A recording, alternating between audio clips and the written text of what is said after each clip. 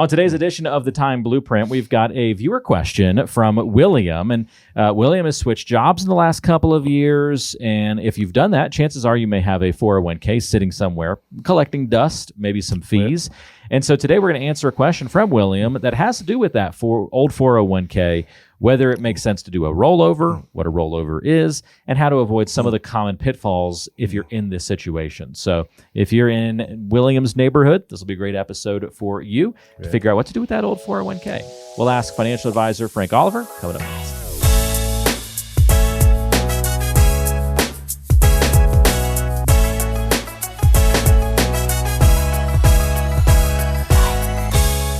I'm Walter Storholt. Thanks for joining us today, alongside Frank Rollover of Rollover Asset Management. And we've got this great question from William. Yeah, it is a good question. So William says, I recently left a job where I had a 401k, and I keep hearing that I should probably roll it into an IRA. But I don't really know why. Are there benefits to doing this? And what happens if I just leave it where it is? Right. So he's wondering what he should do with his 401k. So let's start there. What would be the benefits of rolling a 401k over to an IRA after you leave a job? Yeah, well, William poses a great question and a frequently asked question, and we review 401k plans on a regular basis. Typically, what we're seeing today is probably 90%, 95%, sometimes 100% target date funds. Okay. Target date funds are just an automatic, they're a mutual fund, they're a fund that's designed just to automatically become more conservative as you near retirement. It takes a guesswork out of retirement. If I'm going to retire in 2030, the Fidelity guy comes in and says, or the 401k guy comes in and says, when are you retiring? I'm retiring in 2030. Well, you pick the 2030 fund. Right. And then it automatically does its deal. I'm not sure that that's a very customized investment strategy. Okay. I mean, what if you got a couple pensions, a couple Social Security benefits? What if you can take more risk than that fund Absolutely. allows? So what it's doing is it's automatically creating a more conservative fund for all of your money where that may not be in your best interest. Okay. So you open up the investment world to you to a much more significant degree by rolling into an IRA. And I found this interesting as well. So the inherited IRAs and 401ks have to adhere to the new tax law or the new law called the Secure Act 2.0. Okay. Secure Act 2.0. So it started as the Secure Act, then it changed to the Secure Act 2.0. I actually found a very large Boulder corporation that their 401k plan does not adhere to the Secure Act 2.0. Oh, interesting. They don't have to. So what that means is if somebody has a 401k and they pass away, so I'm going to use a non-spouse beneficiary as this example, that account actually has to be paid out in 6 months. Oh, wow. That's quick. Yeah, that's very quick. So if you have $1 million in your 401k, that beneficiary is going to get hit with $1 million that one tax year. Wow. So that could be almost a 40% tax hit, depending on what your tax brackets are. Sure. Right. So if it rolls into an IRA, IRAs automatically change if Congress changes these rules again on how to distribute those assets to a non-spouse beneficiary. Okay. So 401ks don't have to comply. And the reason for that, 401ks draft their own language, right? You have the plan administrator that creates that language. If that plan pays out in 6 months, that makes the IRS pretty happy.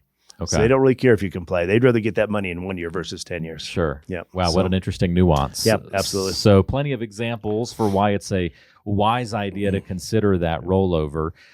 If somebody like William decides to do that rollover, I guess what are some of the tax implications they need to be on the lookout for, other than that unique example that you just provided? Sure, except for the non-spouse beneficiary. Yeah. And we get this question a lot. So if you have a 401k and you want to roll it into an IRA, those are both tax-deferred retirement accounts. So kind of look at tax deferral as a garage. As long as those two tax strategies or those two plans are in that garage and you don't pierce that garage roof, then you can go from 401k to IRA without paying any taxes on that. Okay. Take advantage of a much larger investment pool out there and make sure that you're complying with the IRS if something happens and the assets get transferred to a non-spouse beneficiary. Okay.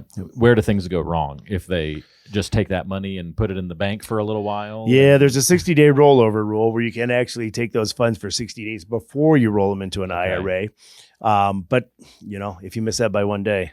So, if you take the funds and put it into your bank, that's where that's going to... You need to get it out of there The entire quickly. amount will become taxable and put you in an extremely high tax bracket depending on the size of the account and what your income was the year that you made that error. Okay. Yep. Yeah. So let's not make that error. Make sure you're Right. doing these rollovers properly. And if That's you don't correct. know how to do them, an advisor can certainly walk you through it. Yeah, it's huge. Once William decides to roll over his 401k, how do you then figure out, you get these more investment choices. Sure. So then how do you help people figure out what's next? What's that process look like?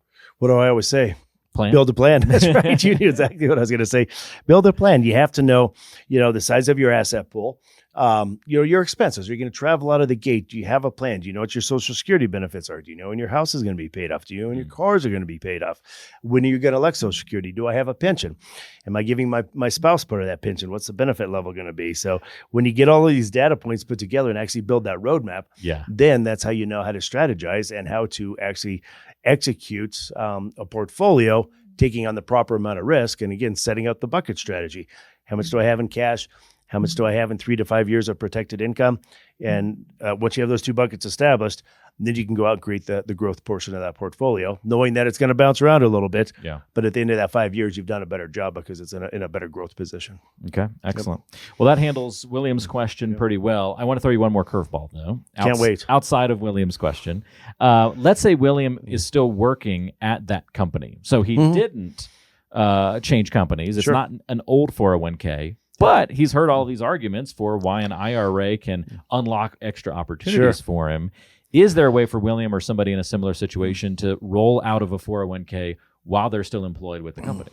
Yeah, there is. It's called an in-service distribution. So once you are post 59 and a half, you can execute an in-service distribution. Okay. We always recommend leaving the 401k open. That way you get the employer match. Okay. Right. So keep contributing and keep saving it. Yeah. Yeah. So, we've seen this where you can sweep all of the funds out of the 401k and it doesn't close. So you can still contribute and get the match. Okay. Typically we'll leave, $5,000 in the account just to make sure it doesn't accidentally close. But if you leave some money in there, contribute, get the employer match, you can roll as much of that out of there as you want into an IRA and take advantage of a much larger investment pool. Okay. Yep. So you can still get a lot of these same benefits if you're working 59 and a half. As long as you're 59 and a half or older. Yep. But that's a great opportunity for some folks. For sure. Well, if you've got any questions about rollovers, if it's a good decision for you, how to do it, the technical pieces of the equation, and how it fits into that overall plan that Frank was talking about, now's a great time to schedule a review and a consultation about your financial plan. So check out the link in the description of today's show. There's a calendar link there where you can click and schedule a visit with Frank and the team at Rollover Asset Management. Do that today while you're thinking about it and come in at your convenience. And Frank, we'll see you next time. Thanks, Walter. Yeah. Don't forget to like and subscribe today's video if you're watching on YouTube. It helps out the channel and spreads the message to others so that they can get the same financial education. And until next time, we'll see you soon. Thank you.